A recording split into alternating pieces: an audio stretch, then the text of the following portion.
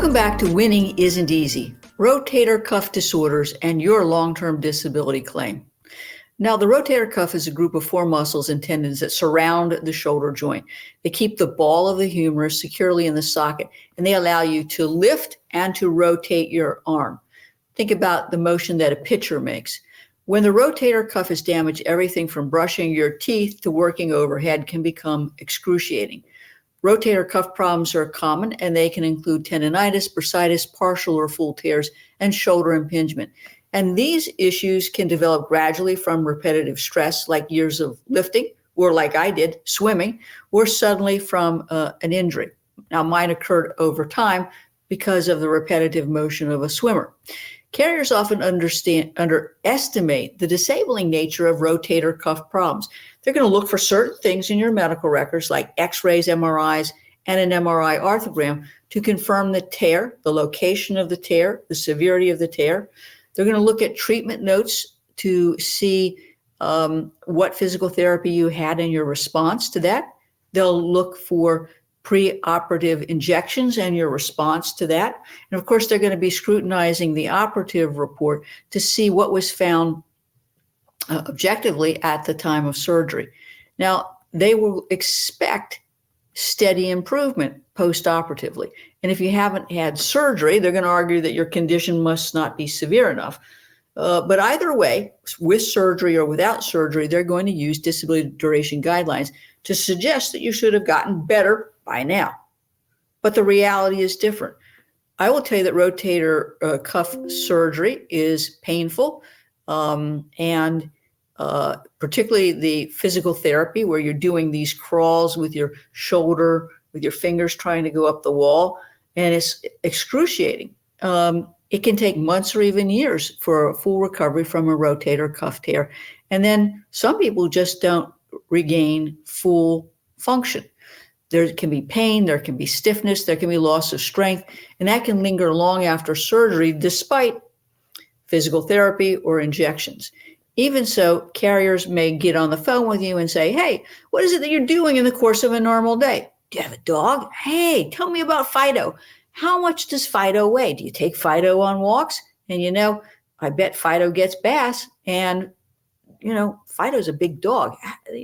How heavy is that dog food that you're carrying into the house? And so obviously they're going to be asking you questions about the functionality of your shoulder based on things that are in your activity of daily living forms, things that might be on your social media account, or things that are in your medical records. And what they'll do obviously is twist your words or twist what's seen, heaven forbid, on social media into evidence of improvement. So here's what I suggest you do. We want to document not only your symptoms, so you may have loss of strength, but you want to discuss in some documentation how that loss of strength impacts your occupational functioning. So I tell my clients, I want you to think backwards. What were the occupational duties that you can no longer perform because of your rotator cuff injury or its treatment? And can you do things like reaching overhead? Can you lift light weights repetitively?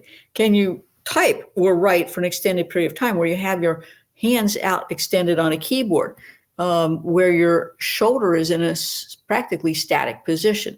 So you want to make sure that you are documenting the symptoms, be they loss of range of motion, loss of strength, weakness, maybe even sometimes tingling. All those symptoms are important, but just as important is to document the functionality. Why is that important? Well, one, you want to keep a copy of it so that you can give it to your physician, but two, as appropriate, you may want to give it to the disability insurance carrier.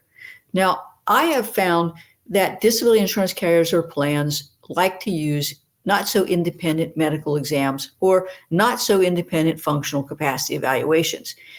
We need to first start with what that policy or plan says. Do they have the right to an IME? Generally they do. Is an IME a functional capacity evaluation?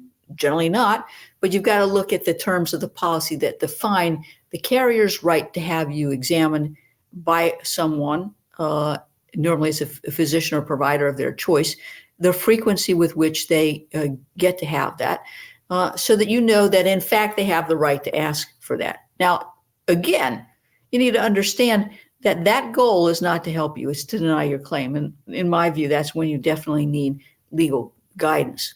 So you can understand here that the carrier doesn't necessarily understand the anatomy of the shoulder. They don't necessarily understand what a rotator cuff tear is. They don't necessarily understand how it impacts your functionality without treatment, aggressive treatment, or without surgery. And they certainly don't understand the post-operative recovery process.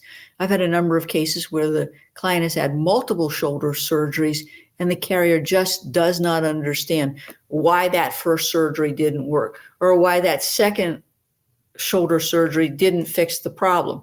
And so again, documentation is really key. You working with your physician to make sure that the medical records explain the story objectively of what's wrong with your shoulder and explain your symptoms and explain your functionality and why those are causally connected. And of course, ultimately connecting that to your restrictions and limitations really is key. Got it? Well, we're going to turn to another condition that's just as disabling and that carriers also misunderstand, and that's called the frozen shoulder.